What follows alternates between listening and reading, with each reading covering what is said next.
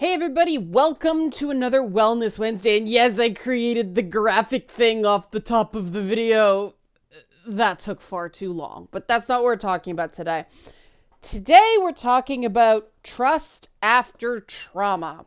And this is going to be a tough one. I'm doing this now because I got a great many requests to talk about something along these lines. Do something about trauma, something about trauma. Trauma is a big one here.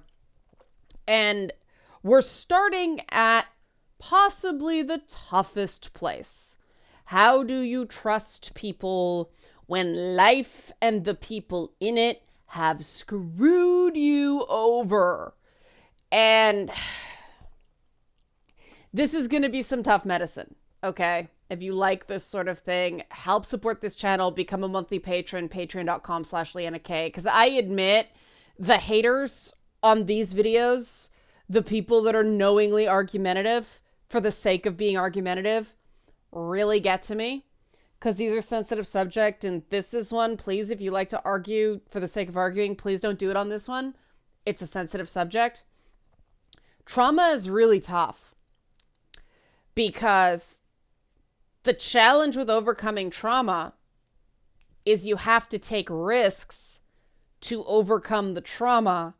And the last thing you want to do when you're traumatized is to take risks. You want to feel safe. You want to be comforted. The tough love thing that I wish somebody taught me is you have to ask for it. And asking for it is a risk. It is. And there is something called a risk immune state. There is some self-talk you can do to put yourself in a place where if you ask something of someone and they disappoint you, it is not the end of the world.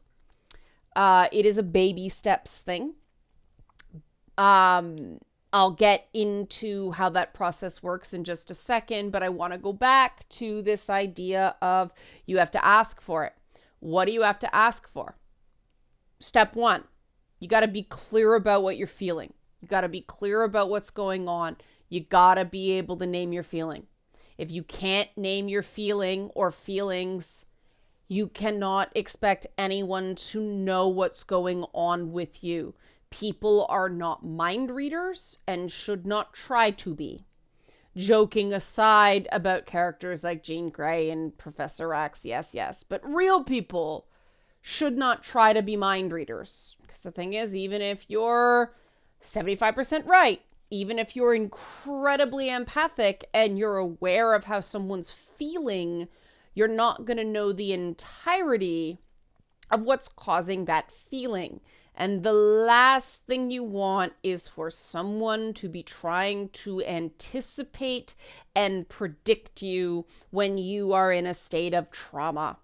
That way lies disaster. Because if they get it wrong, it's really wrong. So it's not fair to you to expect another person to be able to divine what you're feeling. You may not even know what you're feeling at that moment. And if you don't know what you're feeling, what you need is either help figuring out what you're feeling, a sounding board, or space to figure out what you're feeling, time to figure out what you're feeling. Both of those answers are good, depending if you're introverted, extroverted, or, somewhere in between the two extremes. Extreme introvert, right here. I need time with myself to figure out what I'm feeling. Now, part of that is because I am a very empathic person, and so when I'm in a room full of people, especially when somebody's jittery or stressed, sometimes I have trouble am I feeling that, or am I just picking it up from them? Like, what's going on here? And I have to kind of flee to the bathroom and go, okay, it's not me. But yeah, don't expect anybody to know what you're feeling and why unless you tell them. Now, again, like I said, that's a risk.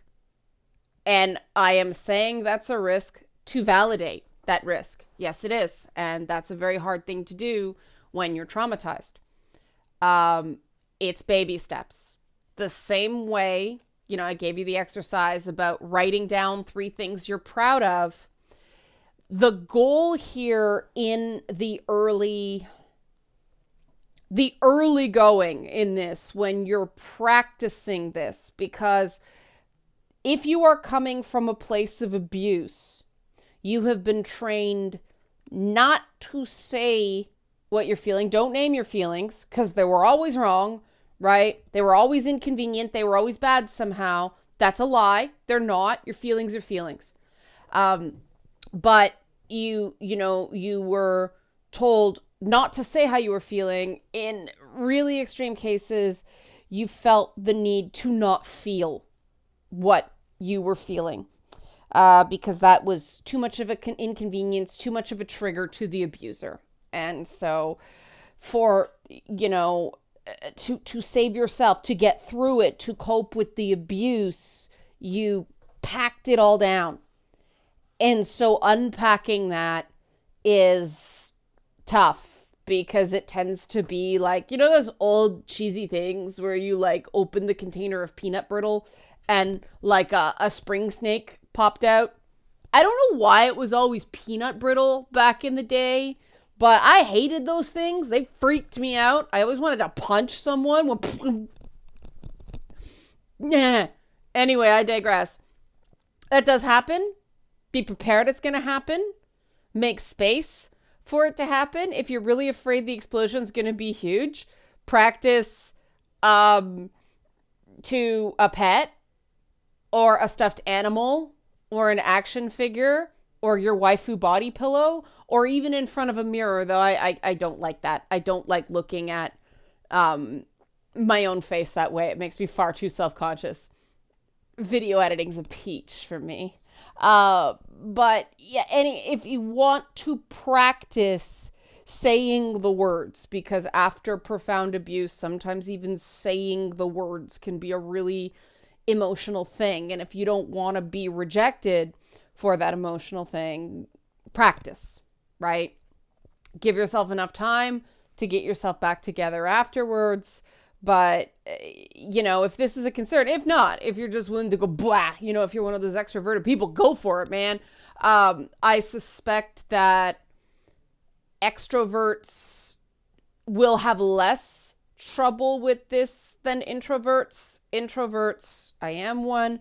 We store it up until it seems like out of nowhere for other people, but for us, no, it's the answer to a very, very months-long question, right? So that's something we have to be aware of as introverts, whereas extroverts have to be aware that, it's not another person's responsibility to know your every fleeting thought.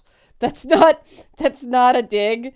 I envy an extrovert's ability to be that open. Just sometimes it's too open.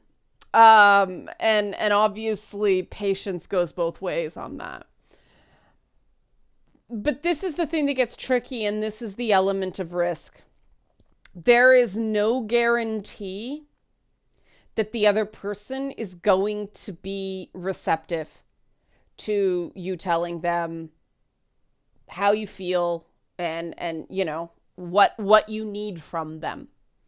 Sometimes it's because people are just shallow. Now, if somebody's just shallow, if somebody, does not have your best interests at heart, if you're some sort of prop in this person's life, you don't want to be confiding this stuff to them anyway. So it's better to sort of baby step. And if they respond poorly to just, I feel sad right now, or I'm feeling kind of depressed, or I'm feeling kind of anxious, if they respond badly to even that, they're off the list. Okay, that's a good kind of test to just say what you're feeling. Many people will say, oh, I'm sorry to hear that. Why are you feeling that way? Right? And that's an opening to talk about it. That will probably get you a good result. Though, again, keep in mind, you don't know what's going on with the other person. So they may be hiding things. They may be doing the exact things you're doing. And people who do not have a healthy amount of self-compassion get overwhelmed by difficult emotions and suddenly have the urge to run away. So if that's what happens, if a person just goes, I gotta go, recognizes that. It's not you. It's not that you're inherently defective, and this is the self-talk that traumatized people give themselves. It's the other person. The other person is lacking in self-compassion, not capable at that moment. It's their shortcoming at that moment, not yours. It could be just they've had a bad day, they're really tired. Now, a mature person will tell you that. Other things, I want to be clear. Hurt people hurt people. So people who have a tendency to lash out or a tendency to tune out because of trauma, keep in mind other people have feelings. Other people may be hurt by past behavior. They may need a back and forth to talk about that. And this is where it gets really, really difficult when you're dealing with two people with trauma.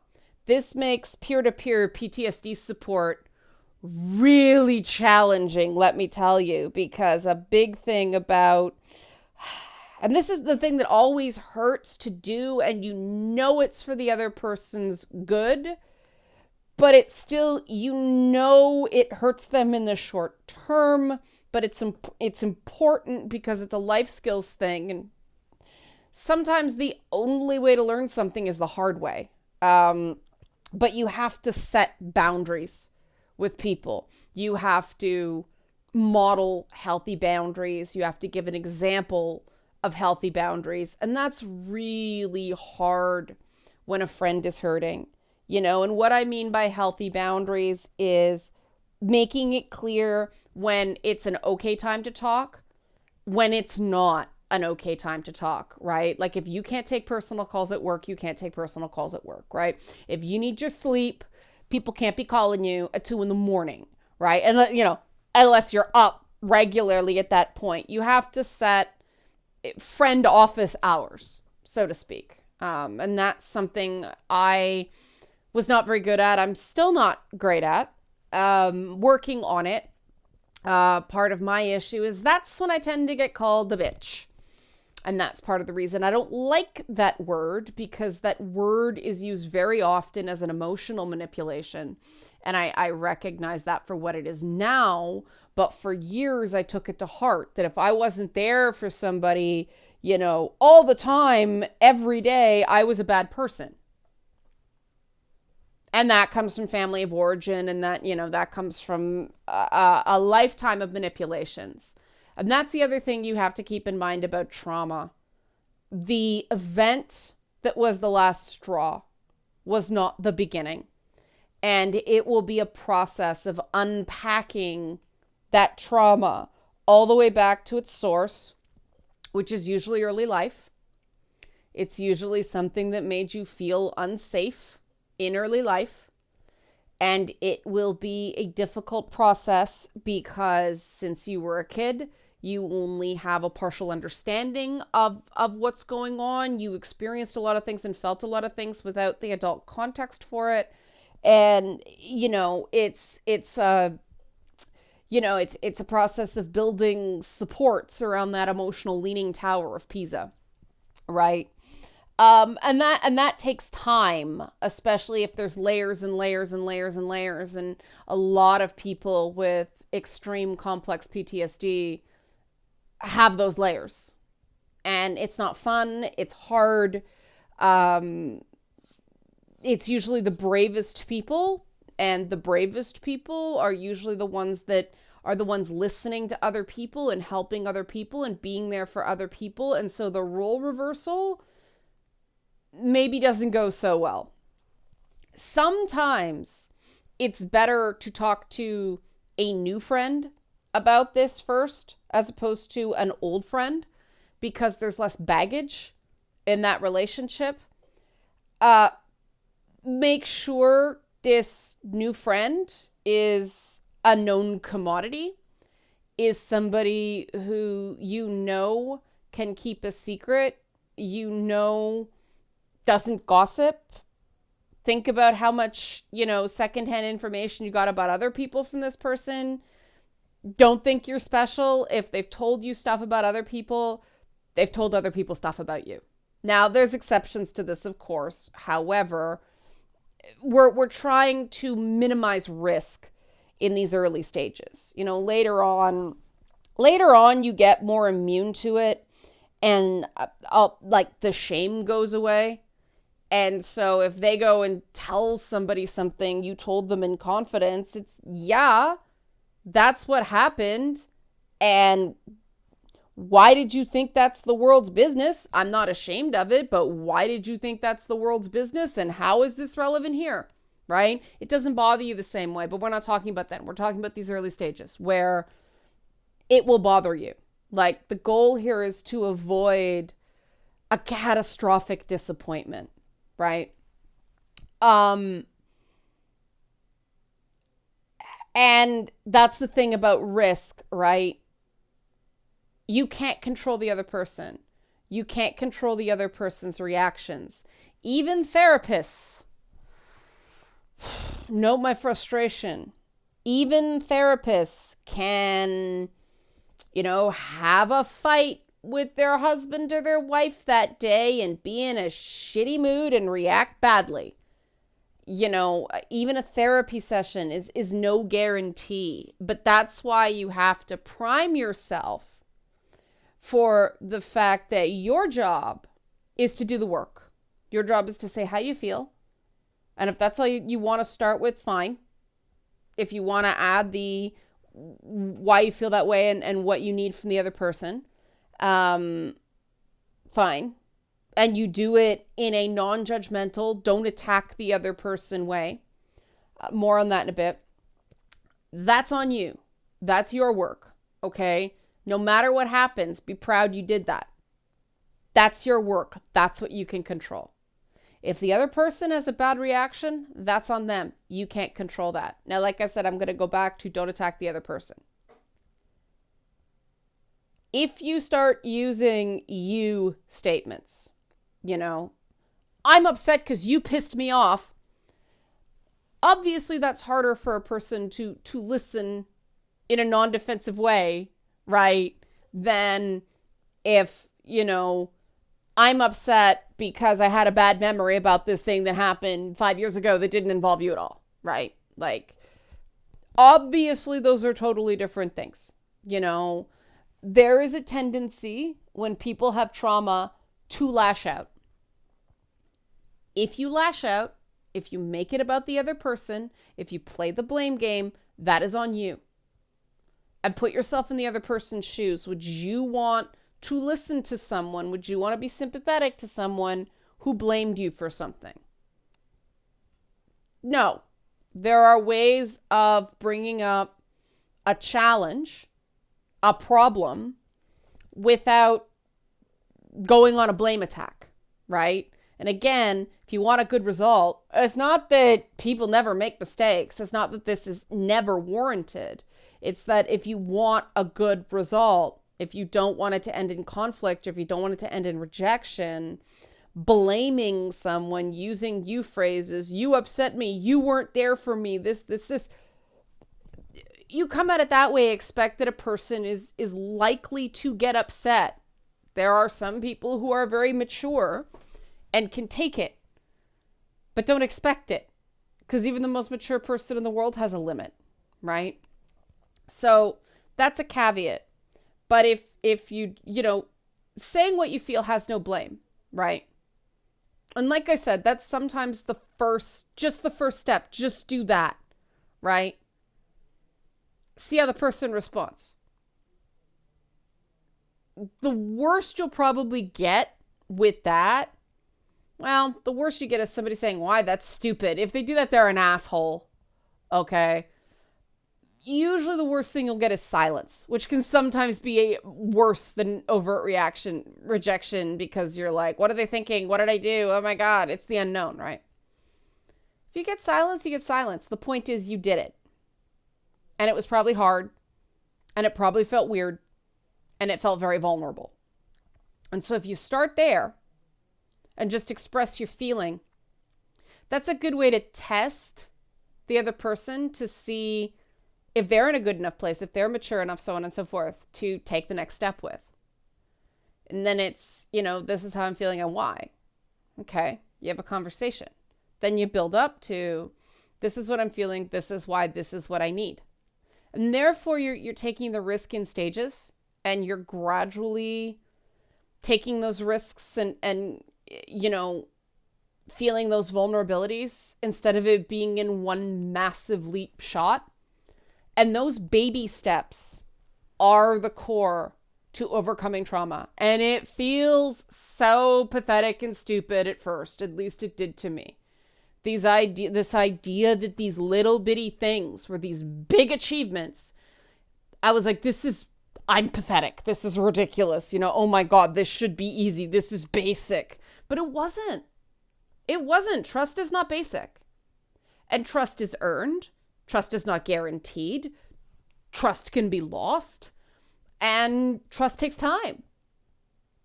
And when you go in with reasonable expectations, it sounds very logical. But when you're in a place where you're desperate for safety and comfort, it can be hard to be patient. And so, like I said, to recap, practice. If you're afraid of, overwhelming emotions, practice on your own. Set a time if you want. Some people feel like it's easier over text. Some people feel like it's easier over just voice, not face. Some people prefer it to be face-to-face. It really depends on your level of introversion and, proficiency in communication and preferred communication in the various. Some people express themselves better in writing than speech. Some people can't spell very well, various learning disabilities, so they prefer to talk, so on and so forth. But, take it at your pace. Preface it with something like, do you got a minute, or is this a good time? If somebody has a high emotional IQ, you can say, I got this one guy, we talk on Facebook all the time. He says, may I ask you about something about my family, or something that I'm angry about, or something like that? He sets the stage, and it's like, yeah. Or the nice thing is, because it's over like Facebook Messenger, it's like I can respond when I have the time, right?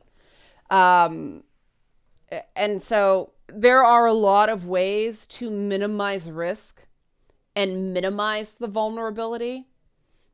That's not cowardice. That's smart. That's practical.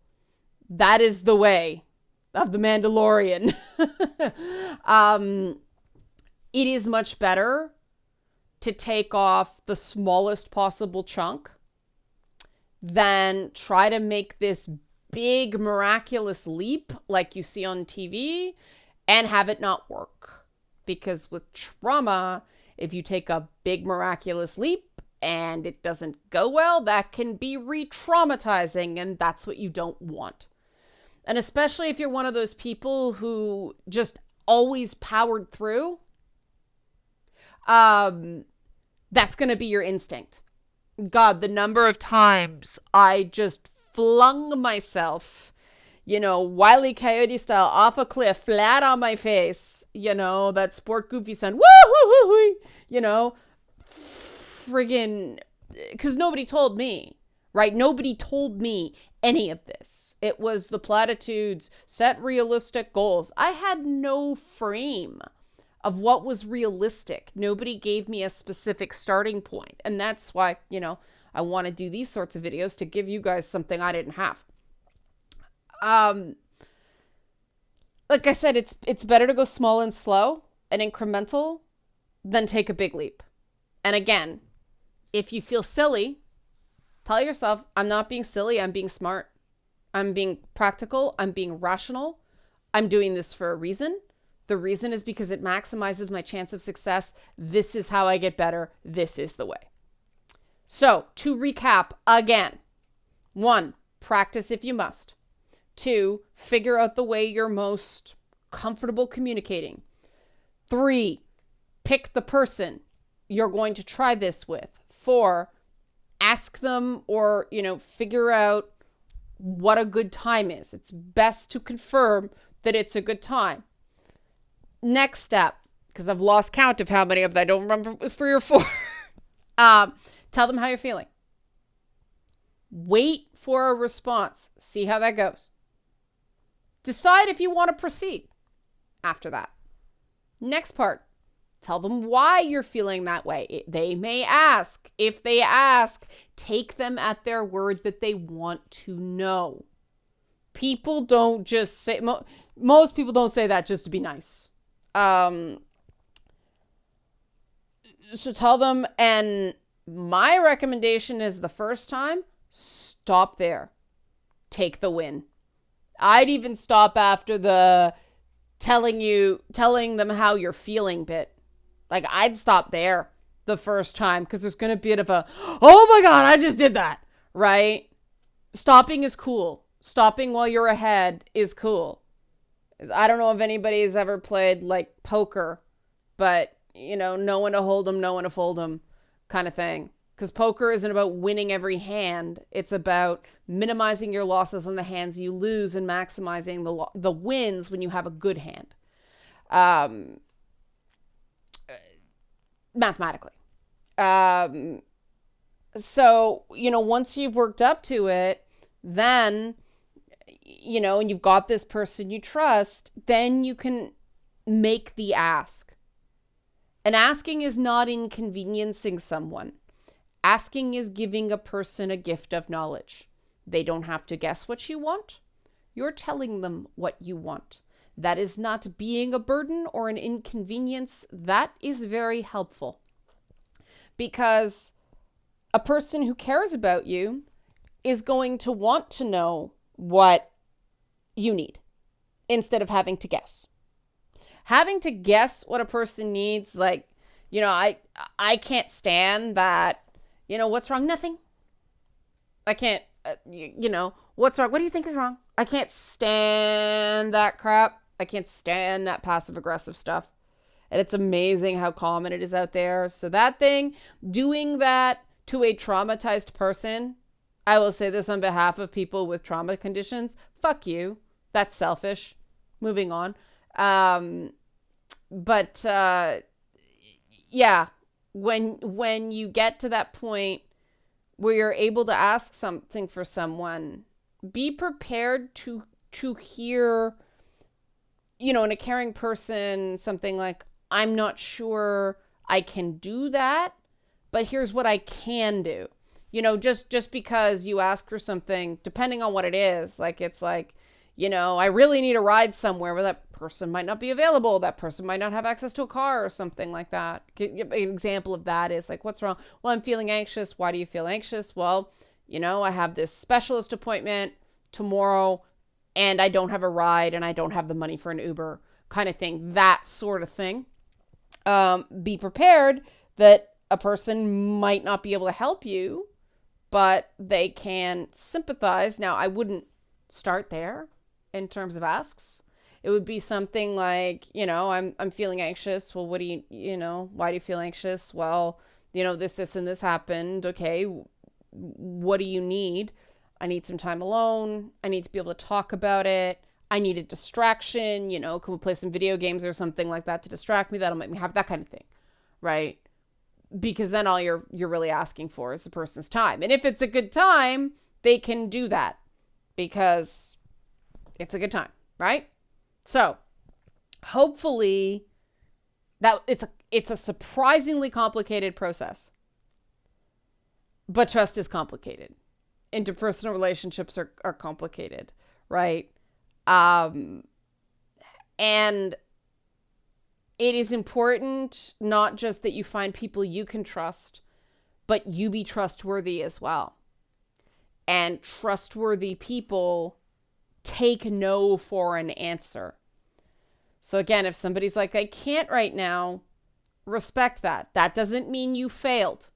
There's so much business nonsense, the whole get to yes crap. Don't take no for an answer. Throw that out. You did the work. You asked. That's the important point. Be proud of that. That is progress. someone who cares about you will likely give you reasons that they can't do something. They'll probably be totally valid reasons. And then, then there's a back and forth. Then maybe there's a negotiation. Maybe they can help you figure out an alternative. Maybe they'll say like, well, I can't drive you, but if you need money for an Uber, like I'll PayPal you money, or I'll give you money or something like that. Like there are other solutions, right? And maybe sometimes you can just ask, I'm looking for help finding a solution to this. Something like that. There you go. The possibilities are endless, which can be very anxiety inducing. That's, again, go in stages. Good luck. Let me know how you found this. If you have any questions about it, minimize negativity. Argumentative commenters, please. This video is for people who are in the most difficult situation a person can find themselves in their lives. So don't be a jerk. Okay? Okay. Help support this channel. Become a monthly patron. Patreon.com/Leanna K. Let me see this cool fade out for the ending. Whee! Yay.